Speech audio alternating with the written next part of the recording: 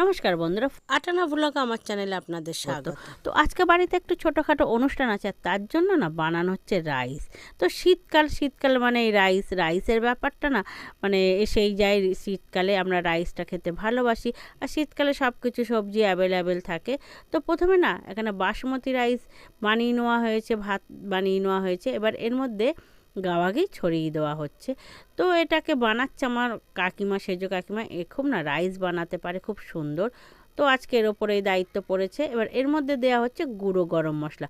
গুঁড়ো গরম মশলা দিলে না মুখে আর গোটা গোটা পড়ে না, বেশ ভালোও হয়, খেতেও সুন্দর হয়। আর এখানে বানানো হচ্ছে মিক্সড রাইস। মিক্সড রাইস বানানোর জন্য এখানে সব সবজি না ভেজে নেওয়া হয়েছে, আর নেওয়া হয়েছে চিংড়ি মাছ, ডিম ভুজিয়া করে নেওয়া হয়েছে। চিকেনটা কিন্তু এতে দেওয়া হচ্ছে না, দিয়ে দেওয়া হয়েছে ভিজিয়ে রেখে দিয়েছিল কাজু আর কিশমিশ। সেটা উপর থেকে বেশ এক পারদ দিয়ে দেওয়া হলো। এক পরশ মানে ওপরে ছড়িয়ে দিয়েছে।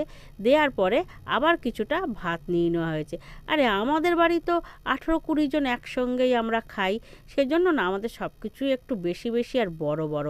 আপনারা মনে কিছু করবেন না, আমরা একটু বেশিও খাই, তো তার জন্য একটু বেশিও বানানো হচ্ছে।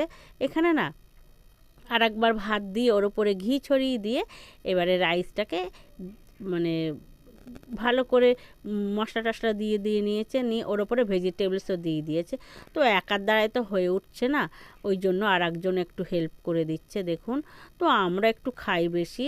এর উপরে দিয়ে দেওয়া হচ্ছে আবার আর এক পুরো ভেজিটেবলস, চিকেন দিয়ে সব দিয়ে লাস্ট একদম সব কিছু ছড়িয়ে দিয়ে গরম মশলা টশলা দিয়ে বানিয়ে নেওয়া হয়েছে। দেখুন কত সুন্দর কালার এসছে রাইসটা।